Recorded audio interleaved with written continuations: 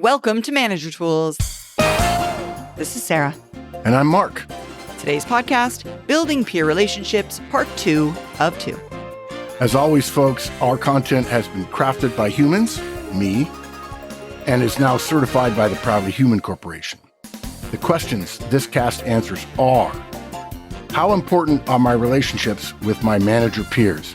The answer is very. How can I build relationships with those peers? What can I do to strengthen important peer relationships? If you want answers to these questions and more, keep listening. You're a manager. Your calendar is full, your to-do list is longer than it should be, and finding time to listen to every episode the moment it's released is just not realistic. We get it. That's exactly why Manager Tools licensees receive full show notes for every new Manager Tools and Career Tools episode delivered directly to their inbox. So the content is always there when you need it, whether it's on your commute, between your meetings, or when a direct report needs specific guidance right now.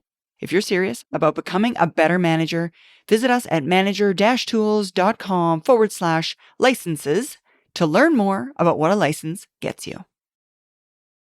Mark, we are halfway done our podcast. We just finished up No Dropping Dimes. We're going now into pre-wire, which, right, dude, I gotta say, I think some of the longtime Manager Tools devotees might disagree with me, but it's gotta be like one of the top 10 things that we've ever talked about.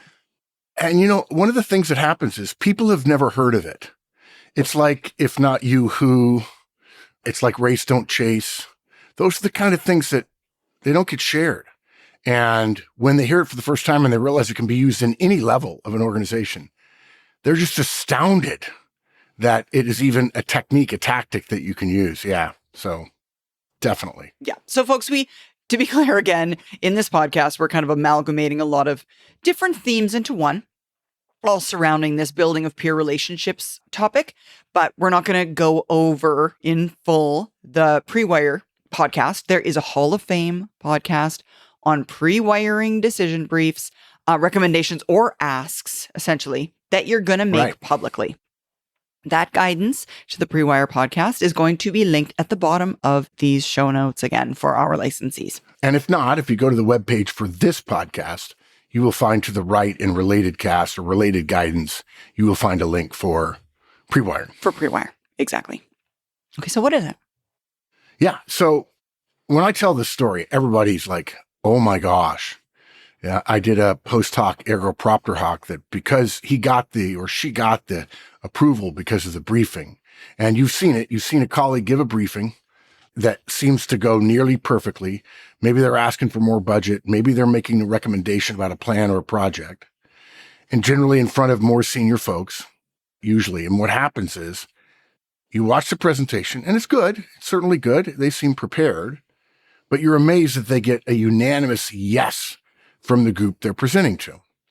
And most of us assume that it's just their miraculous or persuasive presenting skills. Yeah, and that's where we're all jealous at that point. We're like, man, if only I could present that good. I want to be that good. Yeah, if only I could deliver that well. But folks, that's not what made them so successful.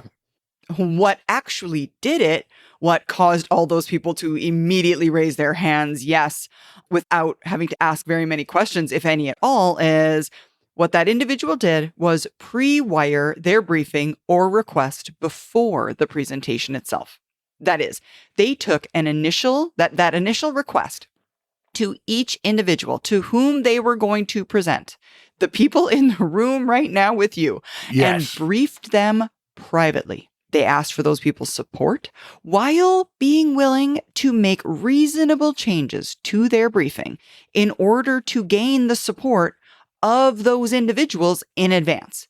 Now, folks, there's some risk to this, right? It means they might only get 70% of what they originally wanted, but it sure seems like a big win to the people who are in the room and didn't see any of the compromises that they had to make to get that win. Yeah, when I've talked about this in the field with people in the community, Sarah, one of the things I've said is there are people who are put in the situation where they have to brief or they need to make a recommendation or make an ask for more budget or whatever. And they don't like the idea of compromising. They think their idea is good and it should be all or nothing. The problem is the all or nothing briefings are the ones that don't do well. They don't do well. They don't get agreement. They get a lot of pushback. Yeah. And if you think that it's my way or the highway, either take it as is or nothing, you're going to get nothing. And organizations are inherently political. I know that sounds terrible. There's actually a thing in governmental politics called log rolling, meaning I'll vote for your bill if you'll vote for mine. But that's not what this is. It's essentially assessing the political situation and recognizing that some people may want to change little bits and pieces. And if you go through your career and you pre-wire everything and you get 70% of what you want all the time, you're going to be massively ahead of the people who take essentially a point of, my way or the highway kind of thing.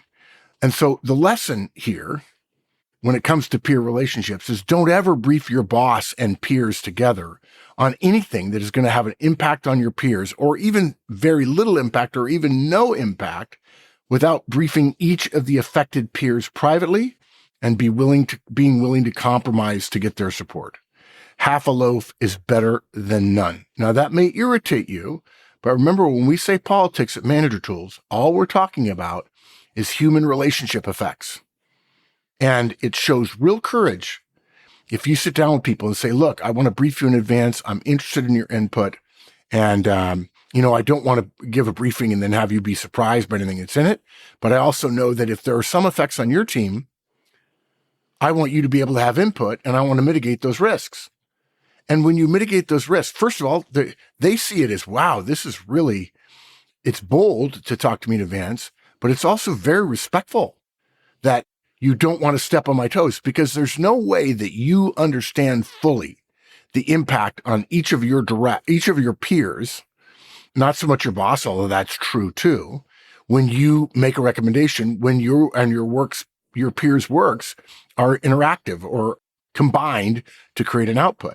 And if you assume, oh, there's nothing there for that guy, it's fine, they'll actually make up stuff to say, I just don't like this for whatever reason. Mm-hmm. And folks, that's not all. Let's take it a step further and reverse engineer it, if you will. Yeah. Recognize that when you yourself are being pre-wired, it is something that's occurring, right? Don't just say no to block a colleague with whom you're going to have to work with tomorrow and in the future. Instead, recognize it for what it is. Be willing to support that individual if they're willing to make the compromises that you believe are necessary or would be valuable. Be considerate to their parts of the plan, and then you yourself can support a recommendation, one that will affect you and your team and the rest of the organization. But again, you're going to be pre-wired. Also, participate in the pre-wiring activity when you're on the receiving end as well. Oh, absolutely. Oh, give them credit. Yeah, exactly. Absolutely give them credit. And don't think to yourself, I can't agree to anything anybody's going to want that's about budget or whatever, because if they get the budget I want 6 months from now or whatever, it's a zero-sum game. And if they win, I lose. Don't do that, because if that happens and you push back in a pre-wire and you're not willing to compromise, they may still get what they want, particularly if they've pre-wired the boss as well. But the next time you want to brief, they're not going to support you. No. It's a quid pro quo. Okay. Next. So guys, and again, we have Hall of Fame guidance on pre-wiring. We've only covered it in high level here, but now you know what it is. It's one of my 10 favorite unsung casts, even though it's in the Hall of Fame. It's a great one. It's a fundamental part of Fortune 500 companies. So the next thing we have on our list is called offer to cover. Okay. So when your peers are traveling or out sick or on vacation, offer to them that you will cover meetings or responsibilities that they might have trouble handling because they're out. To some degree, your ability to do some of the things that might need to be done might be limited a little bit. You're not them. You won't have the total understanding. But to a greater degree, it's the offer that matters. And probably the first couple of times, they won't say yes. but you will have built up trust with them. And then when they're going on vacation for 2 weeks and maybe they're going to be in a remote area, but they have to leave their family for half a day to go to a place where there's good Wi-Fi, they're going to really appreciate the fact that you sit down in a meeting. Again, maybe only half as effectively as they could have, but half, again, is better than zero. Absolutely. So, folks, how can you know when this support could be or would be needed? Well, first, make sure you have access to your peers' calendars. And this is something that I feel like we should be able to take for granted, but you may not have access. Maybe someone was relatively new the day the email went out telling everyone to share their calendars with everyone. They didn't get it or they weren't there yet. So make sure you look through all your peers. Do I have their calendars? Yes or no? If no, you're going to want to ask. Can I just share a story I heard about 6 months ago about calendar sharing? Mm-hmm. 2 managers. One manager gets promoted to another part of the organization, was doing well, and the new manager comes in and knows nothing because the old manager, who was my peer, is now moving on to new and better things and is excited about his or her new role. But the new person comes in and they don't even know about meetings that the previous manager, who has been promoted, had committed to. And one of the things in onboarding that you should do, if you onboard your replacement, you've got to share with them your calendar for the next 6 weeks. Now, ideally, you would reach out to the meeting sponsor and say, hey, you need to change that invite. You need to send, if it's me and Sarah, then I need to call Mike and say, or text Mike and say, dude, I got promoted. Sarah's taken over my role. Would you please send out an invite to include her? Worst case, I share my calendar in print, because pretty soon, I'm going to get rid of, if I share my electronic calendar, I'm going to say no to all the meetings. And so they're going to disappear. So you either have to share it in print and then have them add them, or you could forward the invite email and then hopefully they'll get an invite and so on. Yeah, that's part of that sharing of calendars. Mm-hmm. Now, folks, I want to go back to what I was saying a bit earlier about asking your peers to share their calendars. If you don't have their calendar, the easiest way for you to ask your peers and it be seen as positive is to first share your calendar and then ask them to share theirs in response. Don't ask somebody to share their calendar with you if your calendar is not shared with them. Exactly. And especially not if you're not willing to. Bad word. Yeah. Exactly. So share yours, ask them to share theirs in return.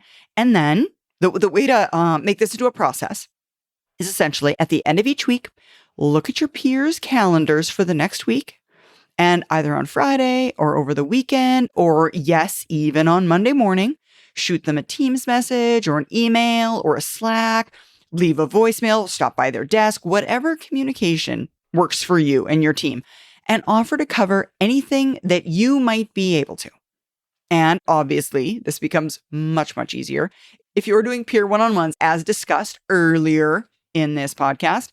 Then you don't have to necessarily even have this moment of reach out. You could every single week in your one-on-one say, hey, what are you up to next week? Do I need to cover anything? Let's look at our calendars together and see if there's anything that I can take for you. Yeah, good. Now look, folks, some people aren't going to do that. They believe they're not going to accept your offer to cover for them because they think they should do it all themselves, or you can't do it as good as me.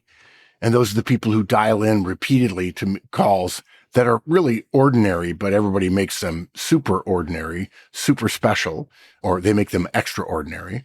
And they're the ones who leave their family for half a day to go find Wi-Fi when they're skiing somewhere, or they're sailing, or, they're at a religious retreat, or they're at a baseball or basketball tournament or something like that. The key thing here is, even if they say no, over half of the value of this effort that we're going to make to cover is in the offering itself. Again, there'll be plenty of things you can't do. And I will tell you, if somebody offered to cover for me, I don't care if it's only 40%. Actually, I don't even care if it's 20%. If they're offering, I like the offer and I'm going to return the favor. And even if it's 20%, something might be said in that meeting that affects the person you're covering for. And you can text them immediately and say, hey, warning order. They discussed this and they said, it's too bad that you're not here because we could probably come to a decision. It's going to affect his team or her team. That's not good. That's not good at all. And some of your peers will even rebuff you. again, with the mistaken belief that they must be perceived as being able to handle everything all the time. What is that movie title? Everything, Everywhere, All at Once. And they have to do that effortlessly. And it clearly, if they have to have somebody cover them, that's not effortlessly, because there was effort involved in what they were going to do. And they do that whether they're in the office or not. So don't let the negatives of people who are control freaks or who you don't have that great a relationship with detract you from your offer to others and to them in the future. Again, the offer is a trust building behavior, even if they turn you down. Yeah. And folks, again, going back to what Mark said, you might not be that helpful in the meeting. Like maybe all you can do is take notes in a meeting about things that you think might affect them and their team, and then send them a short email telling them what happened in the meeting while they were out so that they could plan for what they're going to do when they get back to the office. Even if it's small, even if it's not overly, in your opinion, right, in your thought process, right, helpful. It's not like you can do that much. Again, don't let this dissuade you from the ask. It's still a win for them. It costs you very little to go to this meeting, to jot down a couple of sentences, and you're doing so. You're making the offer. You're going there. You're preventing them needing to find Wi-Fi on vacation is a huge win. It's a huge trust building win. Yeah. And look, bonus, some of your peers might be willing to return the favor. That's great, even if it's not why you're doing it. But there's nothing wrong with them building trust with you as well. Absolutely.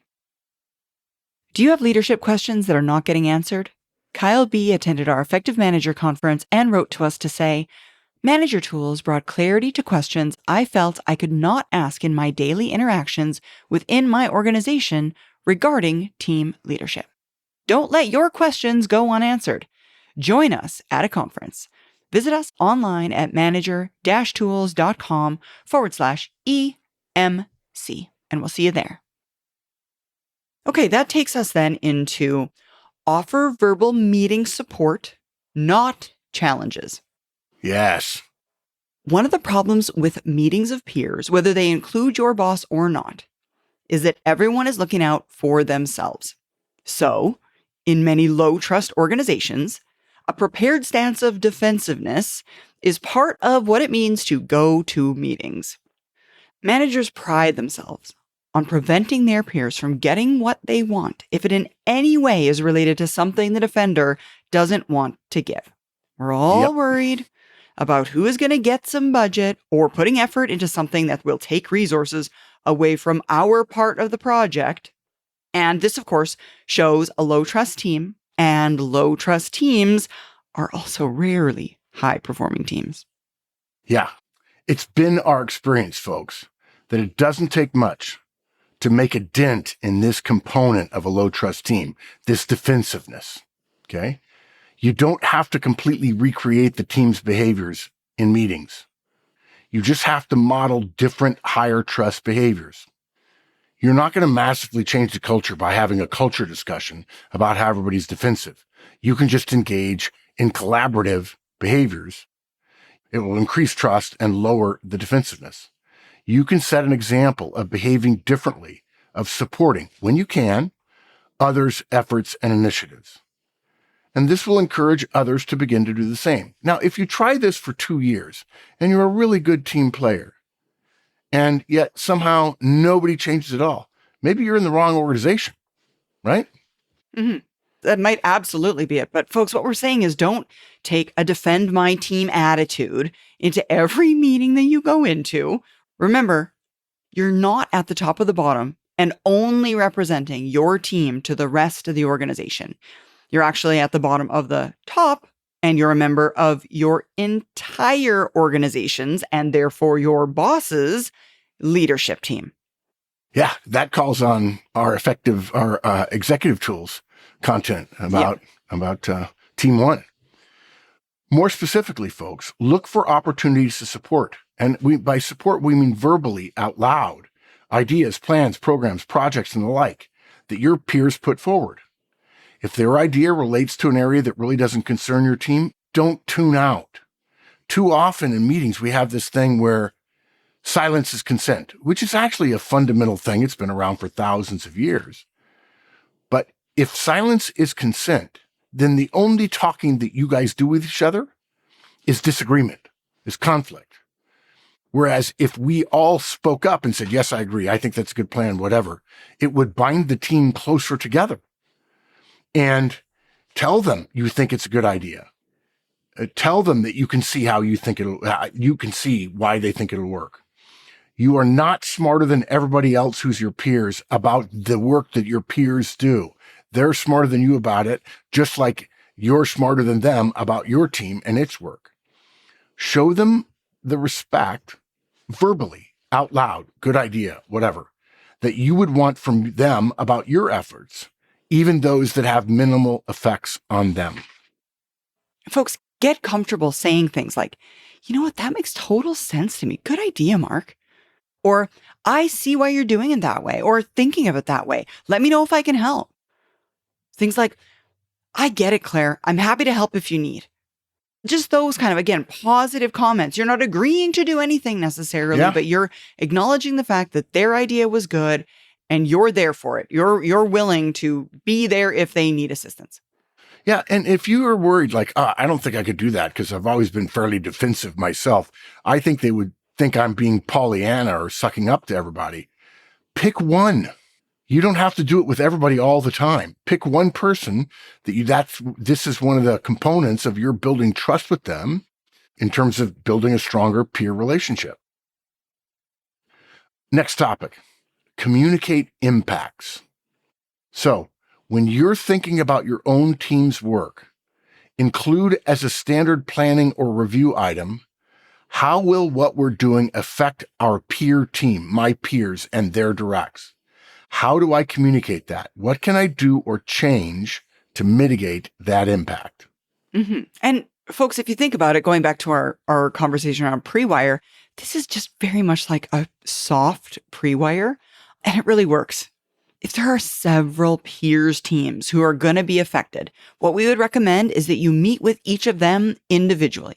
Actually, in some cases, the impact might be small enough that you can deconflict things through an email or Teams or Slack or even text messages. It doesn't have to be a meeting to add this additional level or layer of communication that will ease some of the friction in those relationships. Yeah. If it's communication that's needed, and it usually will be, do it quickly. Reach out when you see an impact as you're planning something, okay? Send a mail or a Teams message that says, we're working on something and I can see that it's going to affect you guys and I wanted you to know about it and get your input. And again, sure, some people will just be defensive, but some will not. And in either case, you'll be working on building trust with your peers. People will think that what you're doing is classy and highly professional if in the early stages of your planning, you're thinking about doing X and you discover an impact on Joe's team and you reach out to Joe and say, hey, we're going to do X. I think that's going to affect you. I just figure I'll talk to you about it now. Even if Joe is a defender and he's going to say no. So, well, I don't know any way around this, but I wanted you to know about it. Maybe we can figure out a solution. Mm-hmm. And what you're saying there, Mark, is just spot on. I mean, folks, ask other people when you're still in the planning stages, even when it's just an idea, you're just starting a project that largely affects only your team. Largely, but not completely. But not right? completely. We're in an organization, right? Nothing. Yeah. I don't know if that's an exaggeration, but that's nothing the joke you do of the week.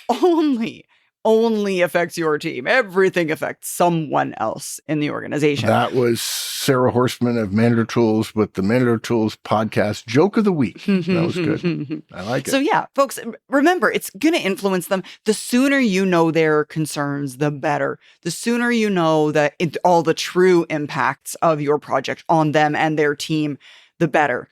So consider your peers' inputs after you ask them. Do what you can do to be considerate of those impacts. I mean, that's the definition of considerate, considering other people in your efforts. So consider them. Yeah. Okay. Can I summarize? Do it. Wrap it up. Yeah. Folks, we have to have good relationships with our peers. It's a part of our manager tools core guidance, results, and relationships. Other than your boss or your directs, up and down, which is the way everybody thinks in organizations, your peers are your most important constituency. Engage in these kinds of considerate but not weak behaviors, and you'll be first on everyone else's list if they ever get asked, if not you, who? Absolutely. Thank you so much, folks. Thank you for joining us. We hope that this helped you. Now help us help others, and tell all your friends. And of course, follow, rate, and review our podcast. And remember, 5 stars only, please.